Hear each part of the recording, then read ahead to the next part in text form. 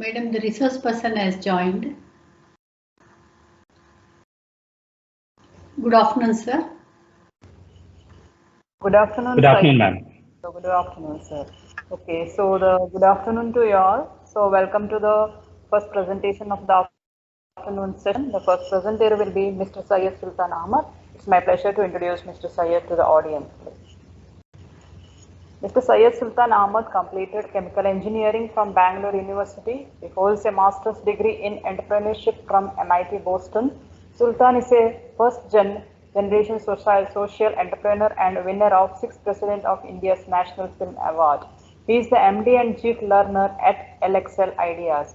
Sultan is a passionate educator, an amazing speaker, film producer, publisher, motivational speaker, admired event manager, and prolific educational blogger.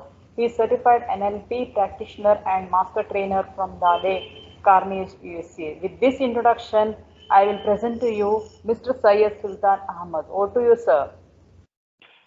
Thank you very much, ma'am. My pleasure, sir. Good afternoon, everybody. It's such a pleasure to be here with you guys this afternoon, and I'm looking forward to sharing some insights over the next few minutes. I assume that you've had a lot of people give you a lot of gyan over the past few days, past few weeks maybe, and I'll try and be as brief and as interactive as possible.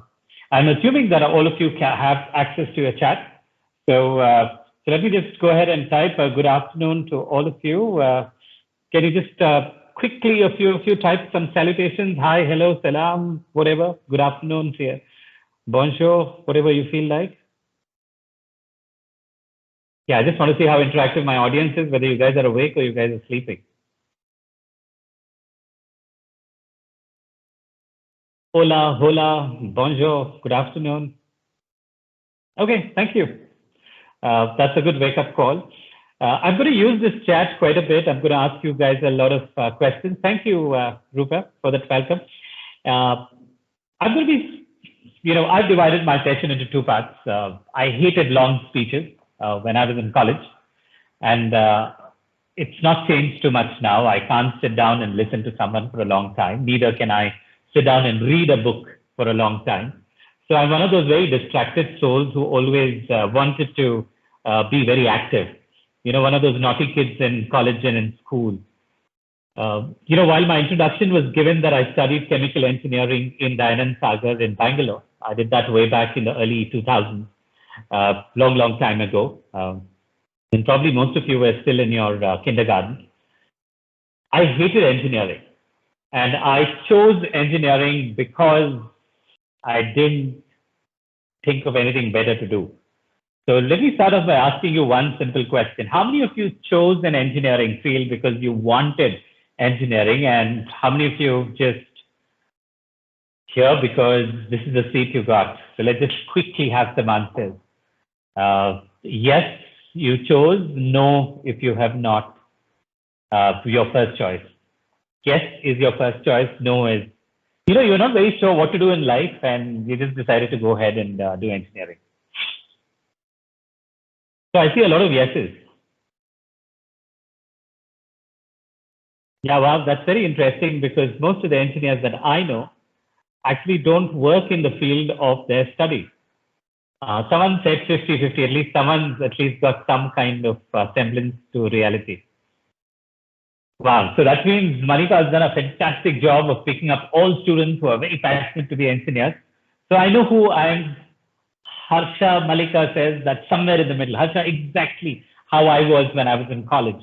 So by the way, when I got out of college, I started a company that works in education, and I've done very, very varied things, and all in the space of education. I teach, but the one thing that I've learned in almost 20 years of teaching is that you cannot teach students.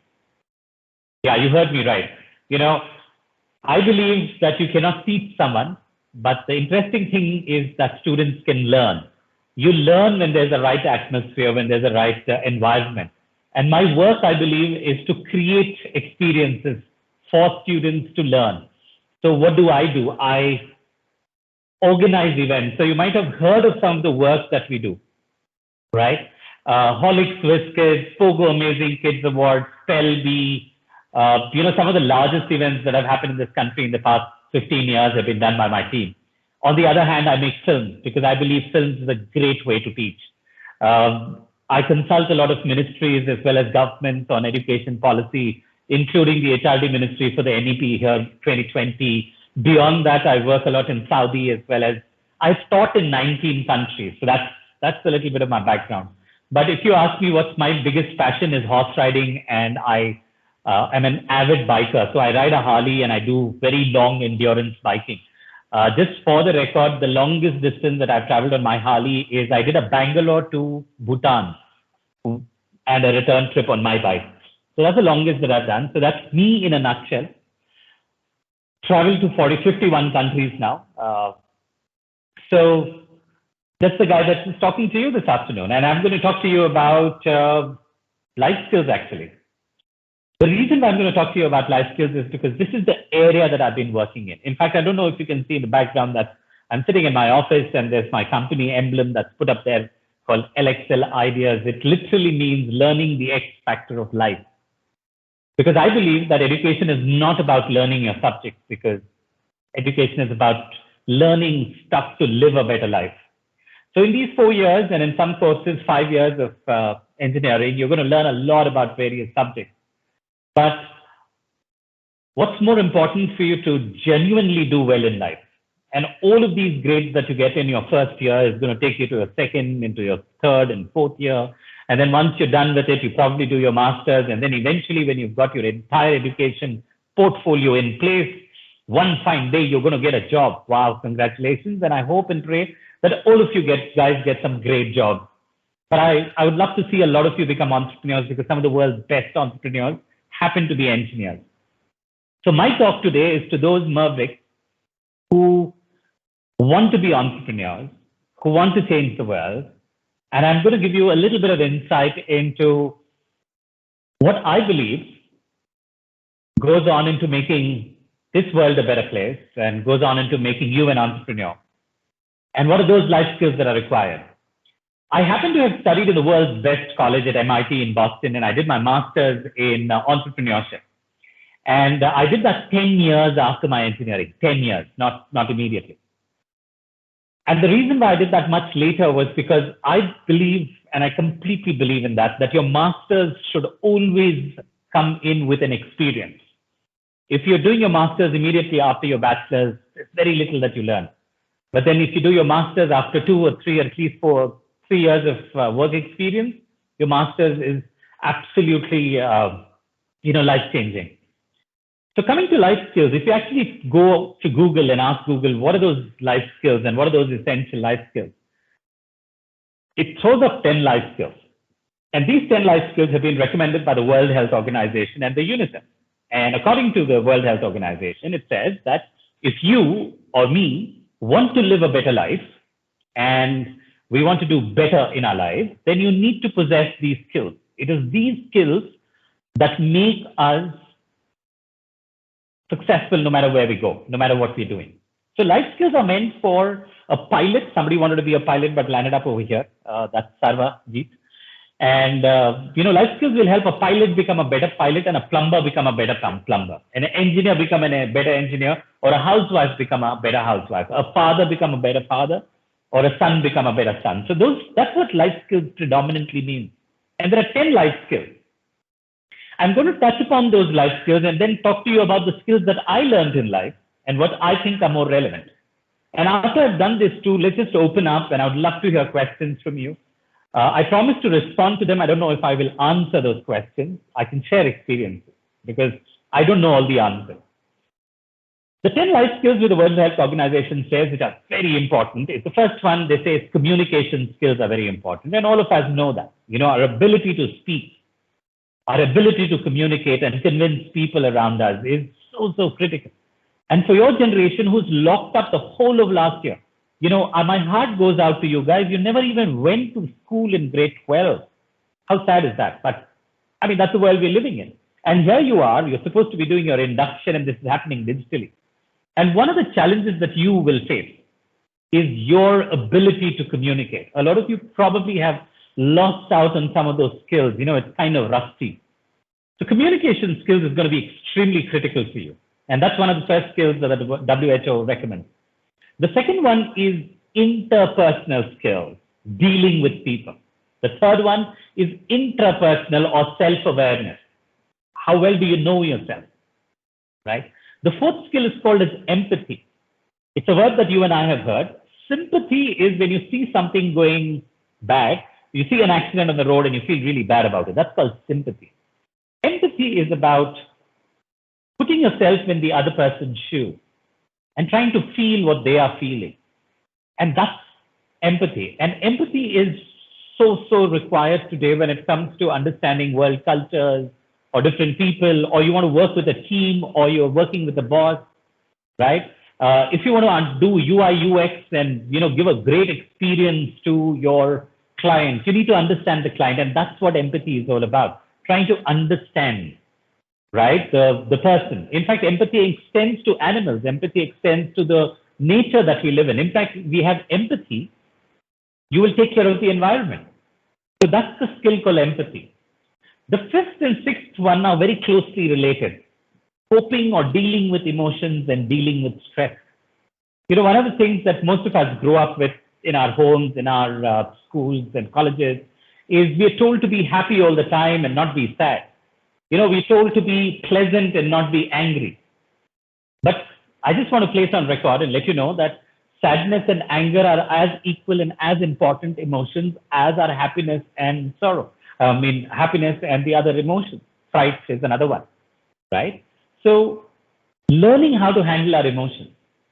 If there's something that makes you angry, how do you handle that situation of yours?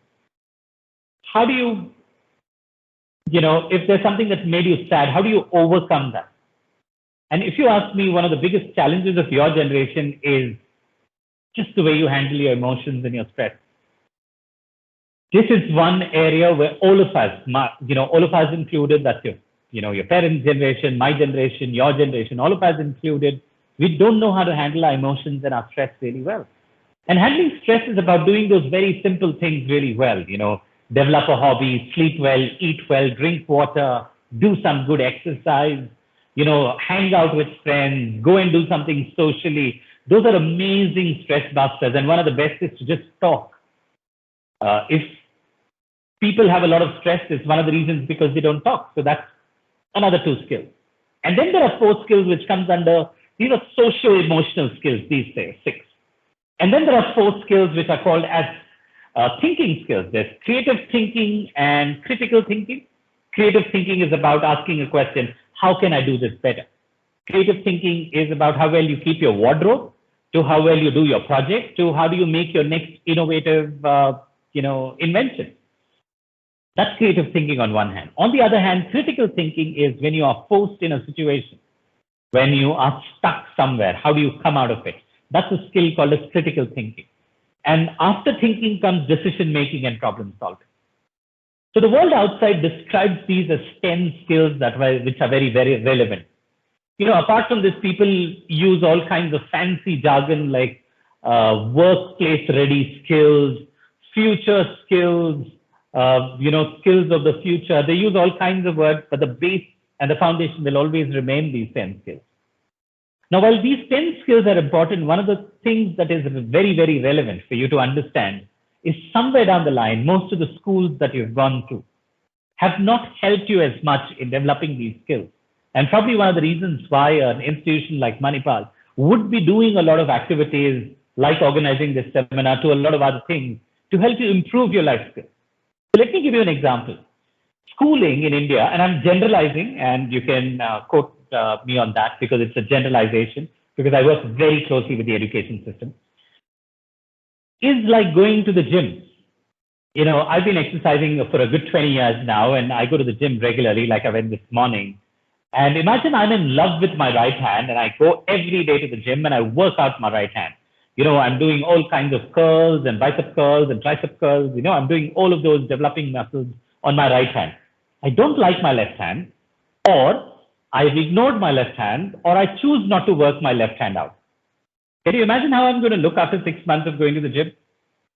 Imagine after 18 years of going to the gym, how am I going to look? If I turn around to my right, it's going to look like really nice and bulky. It's going to look like Salman Khan. And if you look at my left hand, it might probably look like Nawazuddin Siddiqui's left hand. Excuse that example. But if I had a lens and if I looked at most of you, probably this is how you would look. Some parts of your personality are very strongly developed. Your acumen to solve problems, to remember formulae, to go out there and crack exams, to do a lot of hard work. Some of those acumens are brilliant because you've done a lot of work on it every consistent year. Remember, everybody told you, forget your games, focus on the studies, leave your music, do your math. It's because this acumen is highly, highly developed. When you look at the other side of your personality, the softer side, the more design oriented, the more art oriented, the more people oriented, the more social oriented aspect of your personality. In most cases, unfortunately, most of you can't make a proper conversation. For 18 years, you studied English as a language, and most of you can't speak a language. Forget about English. Can you speak your mother tongue properly? Unfortunately, no, because that's how you were taught. Most of us have studied math in school for 10, 15 years, and we don't handle our finances properly. We don't know how to work in a team. One, because of the way we were taught and the way we were growing up, and two, because of the focus that we give. So let me take a step back. It becomes a humongous challenge for you as individuals. If you want to succeed, these are the areas that you would need to be focusing on. And where is it that you're going to learn all of this? If you ask me, this is the most fun part of growing up and learning. And for me, every passing day, even today, is I'm asking myself, how am I becoming better than what I was yesterday? How am I becoming a better human, a better leader, a better entrepreneur, a better dad, a better husband? That's a question that I constantly ask myself, and every day is a learning phase. And who are my teachers? My biggest teacher. If there's one thing that you want to take back from this conversation today, take this message back. Who's my biggest teacher? Is travel. Yes. I've had the privilege of studying in the University of Westminster in London. I've studied at the MIT in Boston. I've done my master's trainer course at Dale Carnegie in the United States. I've happened to work, very closely with some of the biggest educational institutions like the OECD and the UNICEF in the world. And in spite of all of that, my biggest learning comes from my travels. The people I meet, the environments that I see, the food that I eat, the nature that I see is the biggest teacher. It's the biggest inspiration. Who I am today is a sum total of the 51 countries that I have traveled. One of the things that I did when I started off my career is to do events. And I've done events in every single part of this country and South Asia and the Middle East. There are cities that I've gone to which most people would not have even thought of. For example, just pick up Bihar, for example, not a state that many people would travel to. Whether it is Patna or Hajipur, or whether it is Muzaffarpur or Bodh Gaya or Nalanda or Rajgir, I've gone to all of these places. Places simply because Bodh Gaya is the place of enlightenment for Lord Buddha, and Rajgir was the place where he gave the first sermon. Or going to different places there, like Nalanda University, which happened to be the world's largest university. There's just so much for us to learn. And I can do the same thing with the Tamil Nadu or with the Maharashtra or with the Rajasthan or with the Karnataka, or in Odisha. I've traveled, and whether it's within the country or outside. My biggest teacher happens to be travel, and that's where I learn my life skills. And my second biggest teacher happens to be my ability to question. I was that nasty kid in college and in school who always kept asking questions. I was one of those kids who was always told to keep quiet. We'll answer that question later. Thankfully, I did not stop asking questions, because today I know that the reason for me to be so successful and to do so well in my life is because I consistently ask questions, and I don't know the answers for them. And I'm not worried that I don't know the answer, because I know for a fact that if I live with a question, I find the answer. Let me turn that habit of mine into another way. Let me ask you a question. What's innovation? Innovation is nothing but asking a question, how can I do this better? What's creativity? Asking myself this question, is there another way of doing it?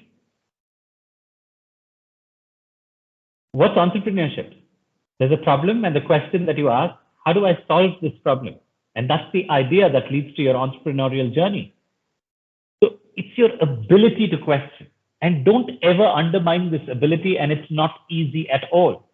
Because all your training in school and now in college, most of your training will be to find the right answer. Remember, our entire education system revolves around, there is a question, do you know the answer? In fact, the faster you know the answer, the better it is. How unfortunate is that? I think that's the saddest part of our curriculum, is that we are training students to know the answer. And we get very excited as a society, as parents, as institutions, we get very excited that our students have answered all the questions. But these answers were answers that everybody knew. Has my student come up with a new question that nobody ever came up before? Imagine you and I were sitting below an apple tree, and both of us were, busy playing Fortnite under the apple tree. And an apple fell on my head. I would never turn up and look up and ask the question, why did the apple fall down and not go up? Remember, that's what Newton did. He asked a question and spent the rest of his life trying to find an answer for that. Einstein is a great example of living with a question, right? Finding out the whole purpose of creation. And he spent his entire 50 years of his life doing that and consistently questioning that. So for me, two of my biggest learnings and two of my biggest life skills, I believe, is my ability to travel. And the second one is my ability to ask questions. So having said this, set the context with the 10 life skills and two of my biggest teachers, questions and travel. Let me, list out, I do a podcast. You might want to listen to it. It's called Sultan Speaks on Spotify. I did a podcast about what is literacy and what are the skills that we need to be teaching our students.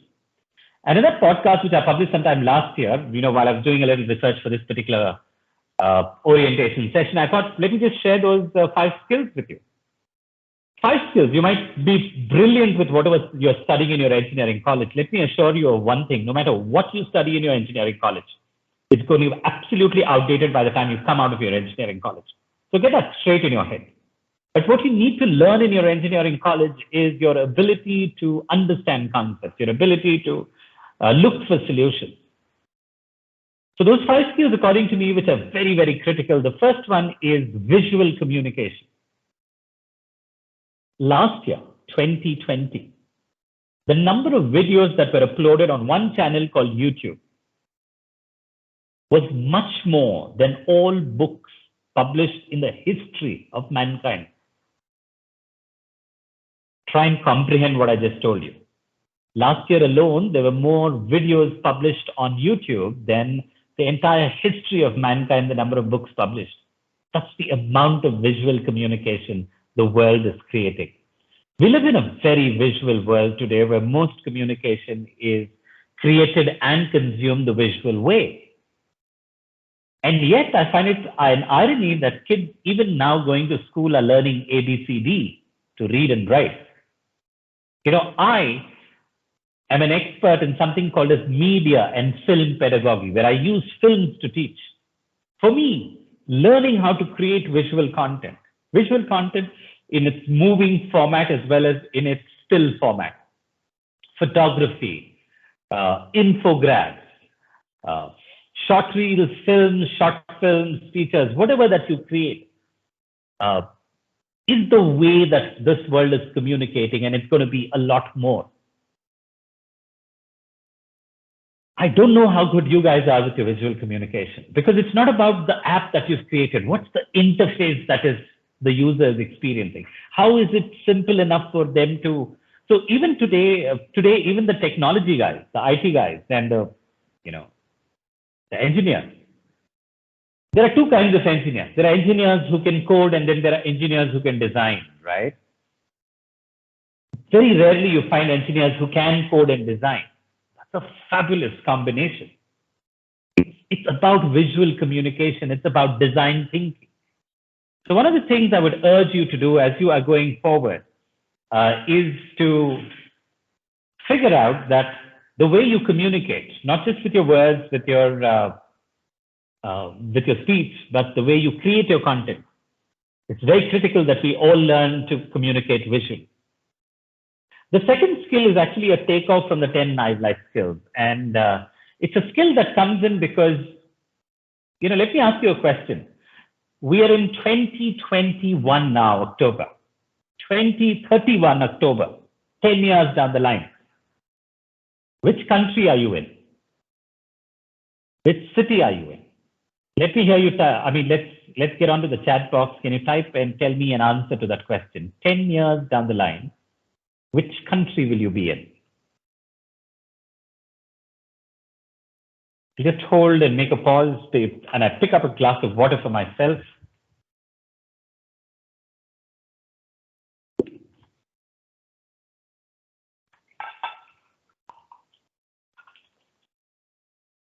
Okay, someone says Paris.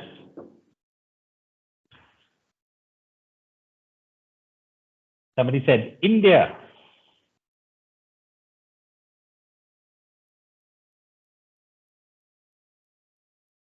There's Korea and then the UK. You can't say.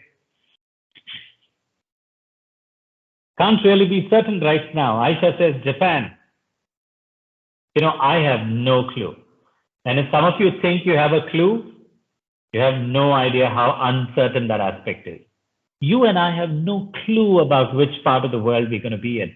But one thing is for certain, is that most of you and most of them from your batch are going to be, hardly 2 or 3 of them are going to stay back in Bangalore. Most of them are going to be traveling, because we're the world's youngest population. Here are the statistics. We're the world's youngest population. We are among the most educated elite in this segment of our Indian society. And most of you will be in different parts of the world, and you have no idea where you will be.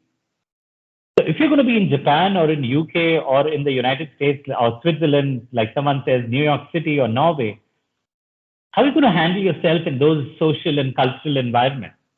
We're so busy about having this debate whether I should learn Kannada or whether North Indians are cool or South Indians are cool.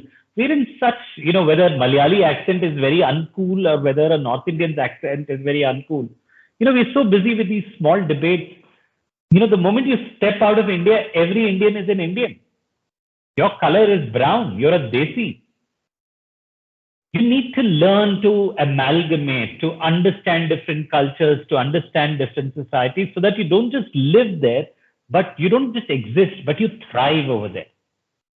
So some great ways of doing this is your travel, by watching a lot of content, good content from international markets, from different countries of the world, reading about these countries, interacting with people. So one of the skills that's going to take you really ahead in your life is your ability to adjust to new situations, to new societies, to new cultures, to new languages, to new climates, to new food. While the marks are very important in your school and college, remember this for me is far more important. What's the point of you landing up a job in Norway when you can't even take the culture or the food in that place, right? So it's really important that we are open to this idea, saying that, hey, let me start by exploring my own culture within India.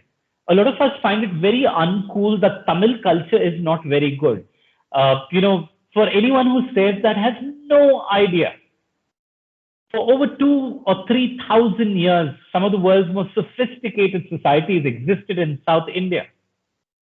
Most of the innovation that happened for 2,000-3,000 years, right from 2000 BC to 1000 AD was South India, right? Because we don't know it. There's beauty in finding out. Odisha happens to be one of the most backward states, and Bihar happens to be one of the most backward states in this country. Remember when Alexander the Great came to India in 320 BC, when he visited Patliputra, and he was on the ship down the Ganges. When he looked up at the fort walls of Patliputra, he couldn't see the flags. That's how high the walls of Patliputra were.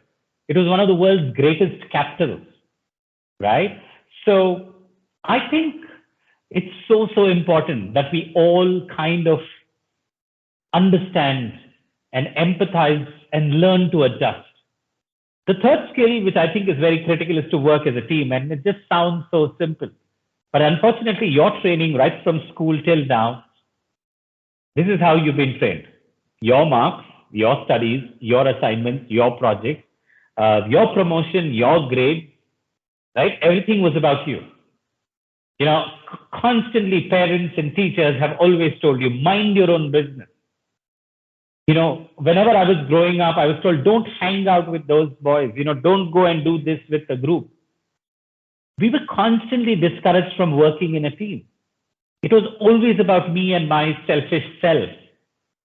But the moment you finish your studies, one of the biggest challenges that will hit you is to work as a team. And the better you have performed as an individual in the past, the more difficult it will be for you to work in a team. And that's the reason why most of the most high grade students from school and college don't necessarily do well in the corporate world because they don't know how to work as a team. You give them all the work, they will do it all by themselves. But that's not what organizations need. If you want to be an entrepreneur or if you want to be a leader, you should have the ability to work in a team, to motivate and inspire a team. And you know what would have taught you that best? If you have been consistent in playing sport, a team sport, if you've been taking part in those group dances and those theater programs and those quizzes, you know, some of those inter-school and inter-college cultural activities, that's going to teach you a lot more about working in a team than your academics have ever done.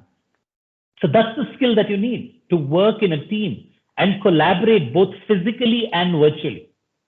Today, our session is happening all virtually and your college is happening virtually. And this is a reality. You need to learn how to motivate somebody who's sitting on the other end of the screen and you have no idea whether he's in his pajamas or in his shorts, whether he's sitting on a couch. I have no idea where you're sitting.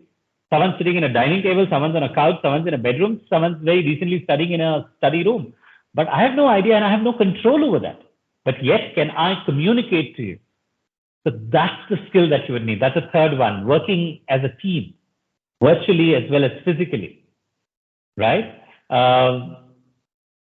The last one is the fourth one and the simplest one, according to me. I call it geek acumen. You know, geek as in a techie guy. And I like that geek acumen. It's a term that's universally used today. I'm not sure if you guys have heard that. Geek acumen is, I've run 2 tech companies. I was funded by Wipro way back in 2000 as a college student to start my first startup, which actually bombed pretty badly because of the dot-com era. And from then on to now, I've had 4 different exits in my tech companies. And in all my tech companies, one of the things that I've learned from my techie geeks, they love bugs. You know, they're working on some program and then they're doing a lot of coding and suddenly there is a bug and then they get so excited. The bug is something which tells them where the problem is. And now they go and figure out. So the attitude of celebrating or being happy when there is a mistake that's made is a phenomenal habit. Unfortunately, most of us are so scared to make mistakes. If you cannot make mistakes, you will never be successful. You know, I keep telling my team constantly, can you guys quickly make the mistakes and quickly learn from them and move on? Because the faster you make mistakes, the faster you learn. Repeating mistakes, according to me, is stupidity, but making mistakes is a fantastic thing. There are 2 people. One makes a lot of mistakes and the other one does not make mistakes. I'm not talking about repeating mistakes, the same one over and I'm saying new mistakes. There's one who's making new mistakes and there's one who's not. I can bet 99% of the time, the one who's making new mistakes will be far more successful in whatever they do. So making mistakes is a great quality to have, like asking questions. And here, geek acumen is not just about celebrating bugs, but the next step, what they do.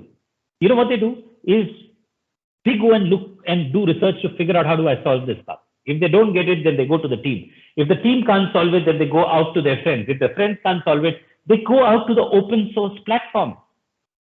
You know, this is the quality that actually built the internet, built platforms like Android or you know, the Linuxes and all the world.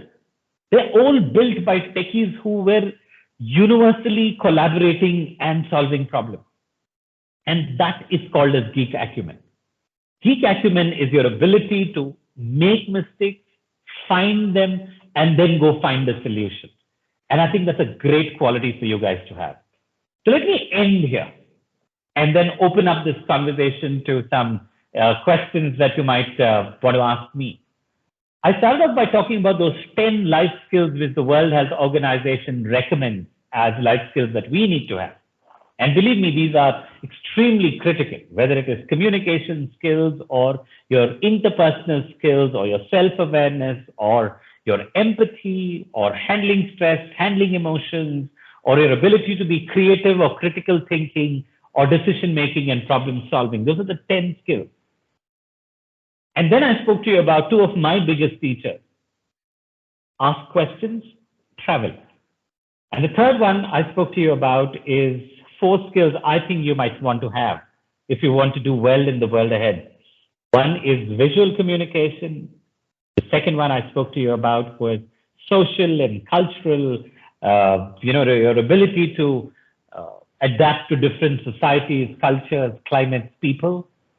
The third one is your ability to work in a team, lead a team, be a part of a team, both virtually and physically. And the fourth one is Greek acumen. So these are some of the skills which I believe that I've learned and I'm on a journey with. And with this, let me just stop and open up for Q&A. So if you have any questions at all, you can go ahead and text. Yeah, students, if you have any queries, you can put it in the chat or you can ask directly to sir. Arnav says you can all come and meet me in Japan 6 to 7 years from now. I'd love to know which city. Kyoto, Yokohama, Tokyo, Osaka. These are some of the places that I've been to in Japan. You can type your questions. I'm waiting.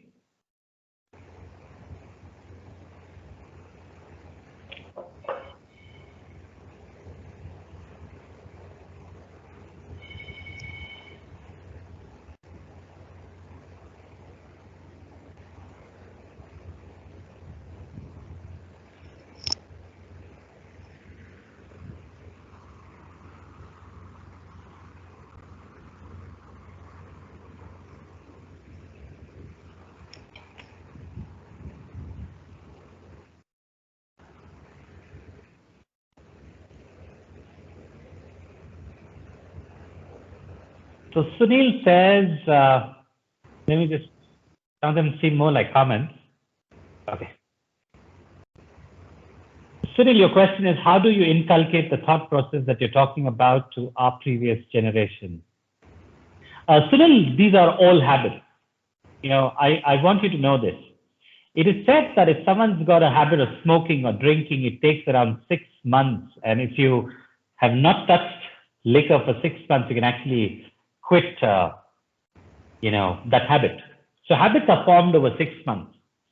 So for me, some of the habits that I have is I love my sleep, and I cannot begin to tell you how important sleep is for the well-being of humans, for us. I have a habit of being very neat and tidy and clean, and that reflects in every work that I do. I have a habit of being very punctual, right? So these are some of the qualities which are habits. So creativity is a habit. Empathy is a habit. So these are things that you need to very consciously inculcate in you. These are not things that are going to come up overnight tomorrow. So let's assume that you want to dress up well and look good. You can't just get up on one day and dress up well and you look good. It's not going to work. You need to put effort. So everyone who's out there, who's dressed well, has put in some thought into what they're wearing and how they're wearing. Even before that, what they have bought and what is there in their wardrobe, what they have packed to the hostel in college, how well they groomed. All of these are habits. Interacting with people is a habit. You can't just go into a meeting and start interacting with people. You need to do that on a daily basis. Talk to people around in your classroom, in the canteen, in the corridors of your college, or in your side chat rooms that you need to chat with your friends digitally. So all of these skills that I'm talking to you about, like travel, for example, 2004 is when I made a resolution that I'm going to visit at least one new country every year. And I think I've been doing 2 or 3 every year. So it's an effort that I have to put. So I run 4 companies. And in spite of that, I always take out time for my travel and for my holidays. So for your question, how do you inculcate that thought process? Is you need to work on your habits, right? And it's an effort that you put in. And believe me, it's completely worth it. How do you develop teamwork, sir? Yuvraj, very simple ways of doing it, Yuvraj. Please go and play a team sport when your college opens up. Go join a theater club or any activity which involves people. On the other hand, any activity or any position that you are given, whether it is that of a class rep or a cultural, I used to be my cultural secretary in college. Here's a secret for you, Yuvraj, and for the others. Normally, people study engineering for 4 years. I studied for 6 years. It's because I failed for 2 years. At that point of time, it was like the worst thing ever to happen. And now when I look back, I'm so glad that I got 6 years of studying in college, because for 6 years I was participating in inter-college debates and, elocutions and extempos and jam and air crashes, all those events. And that's who I am as a person. And for 6 years, I was organizing events in my college. And today, that's my profession. I organize some of the largest events that happen in this part of the world for children and for schools. So, the whole idea of trying to, develop teamwork, it's not a workshop like this. Don't ever sit in a workshop. Don't go and do these stupid courses online on how to communicate and how to do teamwork. Go and do activities. Activities teach you a lot more. When you have a project, study together in groups. When you have projects, sit together and make that. So that's how you develop your teamwork spirit. What actually an entrepreneur is, not definition. I'm sorry, Rupeshwar, if you don't know the definition of entrepreneur, I'm not sure if I'm the right person. You can ask Google, it'll give you a better answer for that. But entrepreneur is somebody who decided that they don't want to work for someone. They want to do something on their own. So entrepreneurship is a new word. In the past, we called it business. In North India, they call it business, right? It was somebody who was doing his own trading, started his own small business. That's being an entrepreneur. And the entrepreneur is about identifying an opportunity or a challenge and then solving it. If you find an opportunity, pick it. If you find a problem, solve it. That's what makes you an entrepreneur. I hope I've answered that. If you want to go into research, is doing a master's right after bachelor's better than if you want to go into research? I would still recommend that you work for a research firm for a year and then go into research. And by the way, I'm a researcher at heart, and I've done a lot of research on psychosocial development of children. I've published a lot of research papers in international journal on the work that we do. And I believe that researchers need to know the world better. So while education is very, very important, you can do your master's and then you do your MPhil, you can even do your PhD after that. And who's that who asked the question about research? It is Harsha Malika. Harsha, there's just such a big dearth of researchers in this world today. Everyone's just a follower, right? So researchers come up with new ideas and new thoughts. So it's a great thing to do, but after bachelor's, just take a break. Chill for a year, do things that you enjoy, go and work somewhere and then do your master's. I hate this fact that most of the new consumer startups in India are copied from other countries. It's me, Dupesh. Dupesh, I can tell you from experience, walk into any coffee shop, any Starbucks or any coffee day anywhere in the country and open your ears and listen. Every table out there has one new idea. So being a successful entrepreneur is not just about copying an idea. So Ola is an idea copied from Uber. Well, yes, you're right. But just the idea is not what makes you a successful entrepreneur. It's execution, planning to detail. So successful entrepreneurs, a lot of times, don't necessarily come up with great ideas, but they come up with great ways of executing it. So the next time, don't get too excited that you have the world's newest idea. Congratulations, you can keep it in your computer hard drive. But what have you done with it? Have you implemented it? Have you executed it? So startups are about execution. It's not necessarily always about the idea. And that's the reason why VCs and private equities invest in the individuals, not just in the ideas. So that's why if you have the edtech industry doing well, a lot of people invest in edtech, everyone's doing the same thing. I can think of 100 odd learning management systems, ERPs for education, online classes that have all come up, but there are a few that execute it really well. So Dupesh, ideas good. It's always good to have an original idea, but there's very few original ideas that come out. If you actually look at the history of original ideas, probably you get 1 or 2 original ideas on the planet in a decade, right? So ideas are good, but execution, implementation is the key. What are the most important characteristics that you would make the students as team successful? I think Mohan, I already answered that question. If you can play well in a team, if you can play well, I mean, be a part of a good team player, both being a good team player as well as a leader. And these are things that you have to do both. You can't always say, I'll be the captain all the time. You have to be a good player to be a good captain. So those are the qualities that you would look for. The 10 life skills I mentioned, you need to understand the team. You need to have the ability to solve problems and be creative. Or if your team is in a critical situation, how do you do that critical thinking? So those are some of the things that I love about being a team, and that's what helps you becoming a better team player. How do you get ideas for entrepreneurship?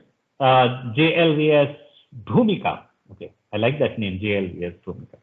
How do you get new ideas for entrepreneurship? Bhumika, you get ideas when you are out there in the world. And there are 2 or 3 ways that I know that you can be out there in the world. So reading, watching meaningful content, not just that stupid YouTuber or that Insta follower, Insta celebrity that you follow. Not a celebrity, what's the word they use? Influencers that you follow. That's crap. That never excites your intellect. Being out there in the world, meeting people, understanding their challenges and problems is some of the best ways of coming up with new ideas. So keeping your eyes and ears open is a great way to come up with new ideas. Thank you. Oh my God, the way you write your name, Palte Pusai Saath. I'm so sorry, but I couldn't even read that name, but thank you for that. I love your speech. We'll keep in mind, thank you. Sir, your way of seeing success in life is really, really awesome. Absolutely. Karthik, when I was your age, I had this list. I have that list still with me. I wanted to have my own company. I wanted to have my own house in the best part of town. I wanted to have, I love cars and bikes. So I said, I wanted to have a Mercedes. I wanted to have a Harley Davidson. I wanted to travel the world. I listed out a whole bunch of things. Very soon in my life, in my late 20s, I had checked all of them out. And then what are you going to work for? I hate people who say that I want to retire when I'm 30. If you do nothing, you'll realize how worthless you are. So some of the things that I do is I've worked very closely with Janagraha. It's a citizenship organization based in Bangalore. And I have headed Yuva Janagraha and Bala Janagraha for a long time. I worked very closely with the Akshaya Patra Foundation and then done a lot of life skills work with government school children. And then later on, I started working with the governments. I worked with governments in Rajasthan, Jammu and Kashmir, in Bihar, in Andhra Pradesh, Karnataka. I've been on the advisory for the NCERT. So all of these things are not part of my entrepreneurial ventures. They are not something that give me money, but they just give me so much joy. I'm on boards of at least 15 groups of schools and colleges now. That's what gives me joy, and that's what success is all about. Success is not just about starting a venture, making a lot of money. Then what are you going to do? So yeah, success for me is the ability to ride my bike whenever I want, without somebody asking me, telling me that you need to come to work. Success for me is going out there and being able to afford to do horse riding and owning your own horse. That's success for me. Doing stuff that you enjoy doing, or making movies because I make films.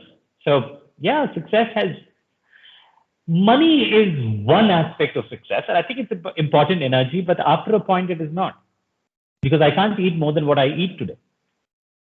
What skill have you developed after college that has been the most useful in your career? Respecting people and relationships. Whose question was that? Aisha. I think that's a fantastic question, Aisha, because for me, the reason why I am successful is because of all the wonderful people that I've met in my life. You know, when I was invited for your college to be a part of this orientation, I was invited by an old colleague and friend, Dr. Vidya Shetty. She used to edit a magazine that I publish called Mentor. And she just texted me on WhatsApp and said, hey, there's an orientation. Would you want to talk to my students? I said, yeah, sure. So I had two options, either to extend my lunch today and have a leisure lunch or sit down and have a chat with you. So I chose to do this.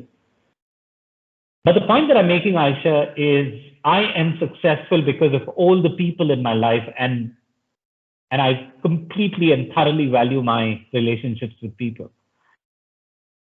There's not a single person that I can say I have a bad relationship with. There are some people that I'm not in touch with on a daily basis, but yet I don't know of anybody that I can call an enemy. And I think it's something that I'm proud of. If there's one thing that I'm proud of, is that I'm very good at keeping relationships, building and maintaining relationships, because people are those bridges on which we walk ahead in our life. And if you want to go ahead in life, you need people. And if you want to enjoy life, you need people. Otherwise, you're going to be very, very lonely. So for me, that's a skill that I learned after college. Because while in college, I was always about winning the debate and coming first in all my extracurricular activities. But then later I realized it's not just about winning, it's about the joy of being with people. Is it good to play as a team player or as a team captain? Rakesh, both. There are times when you have to be a team player. In your house, buddy, you're a team player. Your dad's the captain or your mom's the captain. You better, if you want to enjoy living in your house, you need to be a good team player. Starts from there. In your classroom, you're probably a lecturer, or your prefect is the boss, and you're just another team player. So everywhere, when you're standing in a line for getting into the airport, you happen to be a team player. The boss is the guy who's doing the security check. So everywhere in our life, we are randomly put into two teams, sometimes for a few minutes, sometimes for a few days or months or years. We need to learn to be both the team player as well as the captain. So how do we stop institutions from starting in competitive examination atmosphere in academics? Karthik, don't stop it. You can't stop it, because every institution wants to fight the other to say that I'm better than you. But for someone like me, when I look at all institutions, I can only laugh at them. Because if someone says that I'm better than you, it's like saying that my mother cooks better than your mother. It's so relative. My mom's biryani is the world's best biryani according to me, but somebody else thinks their mother's biryani. So do you actually debate that and then actually give an award to my mother for the best biryani? I think that's what colleges tend to do, which is, I find that very childish, giving awards to colleges and universities. I'm sorry, I know that there are faculty sitting in this call, but that's what I think, because everyone's good. You learn a lot more in colleges of lesser repute because you come across middle class children who have not done very well. If I take everybody who was above 90 and then claim to be the best college grade now, I like those colleges, especially those government colleges in different parts of the country that churn out phenomenally good students who actually were just getting 50s and 60s in their 12th standard. And then they turn out to be some of the world's best. That's a good college. So it's very relative. So don't try and change it. Change your attitude towards competition. The faster you stop competing. If somebody that you want to compete with, Rakesh, compete with yourself. Because if you think you're better than somebody else, you might be stupid. You might be 1,000 times, you should have been 1,000 times better than that person, not one time better. So your competition should be with yourself. And Karthik, sorry, that question was about, hello, sir, I admire the fantastic speech. My question is, sometimes while doing a new project, okay, you need to tell me when I need to get out, okay? So I was told 3 o'clock, you guys are going to kick me out, so let me know. I admire the fantastic speech. My question is, sometimes while doing a new project, initially it feels super motivated, but after a period of time, it becomes a bit unmotivated. Good question. Vansh. Consistency is the key to success, Vansh. You know why I am successful today? 20 years ago, I told my mom, when I got off my engineering college, I said, I'm going to work in the education space and do workshops on life skills. My mother was absolutely disheartened. She thought that my son is done engineering. Now he's going to get a good job in Wipro, Infosys, and she's going to sound very cool that she's got a successful son. And here is her son trying to do events management. I'm talking about 2000. Remember, 21 years ago. Even now, go and tell your mom that you want to be event manager. She's going to freak. So my mom completely lost it. And then she said that, she sent me to a counselor. Thankfully, that was a good counselor. He asked me, this is something that you truly want to do. I said, yes. Then he said that, let's try and convince your mother. So my counselor actually convinced my mother. But, 21 years down the line, I'm still as excited about my work. It's still doing exactly the same thing. I started off my introduction by telling you that my work is about creating experiences for children to live a better life. And that's what I've done all my life. And that's the reason why I'm very successful. So here's another way of putting this bunch. At times in my life, I find there are a lot of people who are doing a lot of hard work to reach their goal. But when I look at them, I see that some of them are running on a treadmill. They're running, they're burning calories, they're sweating, they're feeling, all their meters on their, smart watches is all going up. But where have you reached? You're on the treadmill only. And then there are some people who walk in a park. Again, the same thing. They meet different people, different trees that they see. They're going, their heart rate is up, they're sweating, they're burning calories. But where have you reached? You're just going round and round. Whereas some people might be walking much slower. They're not even running, but they are walking in a direction. So once people who are consistent and very focused are the ones who walk a great distance in life. Don't get very disheartened when you see someone running on a treadmill or someone running, out there in a ground, because they're not going to go too far. It's not about the pace at which you walk. It's the direction that you walk in. Right? And if you want to reach that North Star direction of yours, just keep doing that a little bit every day. It's like building your body. It's like learning how to speak. It's like learning how to drive. You do that a little every day and then you don't even realize you're doing it. So how do you keep yourself motivated? If you really enjoy doing what you're doing and if you find meaning in it, you'll always find... Sukhwinder, what novels do I recommend to read? Sukhwinder, I don't read, unfortunately. I hated reading when I was in school and college. So my mother thought I was terrible because my sister used to read a lot. I love watching. So I watch a lot of films. So I can tell you some films that have inspired me. Forrest Gump is one of my all-time favorites. Braveheart is a fantastic film. There's a beautiful movie called War Horse, Steven Spielberg. These are some of the films that I love from Hollywood. In Bollywood, one of my all-time favorites is a movie called Jo Jeeta Wahi Sikandar. School days, I thought that was the most inspiring movies that I've seen. So Bhupesh, I'm somebody who watches content. I listen to a lot of podcasts and I watch a lot of videos. I don't follow any Instagrammers or YouTubers because I find them very base, most of them at least, or too loud. But there are great movies out there and films, great podcasts out there, which I would recommend, which I can recommend. But there's one book that I have read and I would love for you to read. It's called Jonathan Livingston Seagull by Richard Bach. It's a very small book. It changed my life and I hope it changes yours too. If you have not read it, you must read that book. It's called Jonathan Livingston Seagull by Richard Bach. Okay, can you, Napoleon Hill, author Napoleon Hill, Norman Vincent Peale, Napoleon Hill, Dale Carnegie? Yeah, kind of. So can you please mention your podcast? It is Sultan Speaks.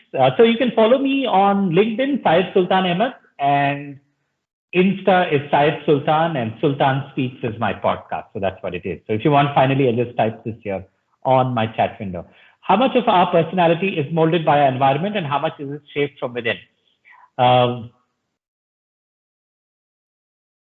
I can't give a percentage, but both have strong influences.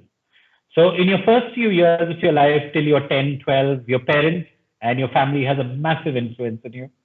And from the time you're 13 to 20 odd years, you have huge influences from your classmates, sometimes your professors and teachers as well. Sometimes, I'm saying that consciously. And then it's a lot about your self journey. So in the initial phase of your life, the world outside shapes you a lot. And in the later part of your life, your inner personality shapes you. So can you recommend any web series? Oh, I'm watching this called Squid Game. Oh my God, it's so good. Yeah, I think on the web, I can recommend some phenomenal movies which I watched as a part of juries and film festivals. Because most of these films are 2040 is a great film about the environment, which I watched recently. It's an Australian film. Series, what can I think of? I like some of those series which have a lot to think about. Prison Break was something that I quite enjoyed. Which else? I watch a lot of series because I'm a filmmaker. It's a part of my job to actually watch a lot of different kinds of content. I don't get inspired too much, but I find a lot of Malayalam movies, some of the new age Malayalam movies to be outstanding. There are some good films that are made by the young Bollywood brigade out there as well, which I find very beautiful. So no names come to my mind. Some Rochak says that I've read that book, interesting book. Go back and read it again and you will get a newer meaning to it. Okay, so it's 3, I think I need to stop. I'm just going to end by typing my LinkedIn and social media handles. Cool, so thank you guys. Thank you very much, sir.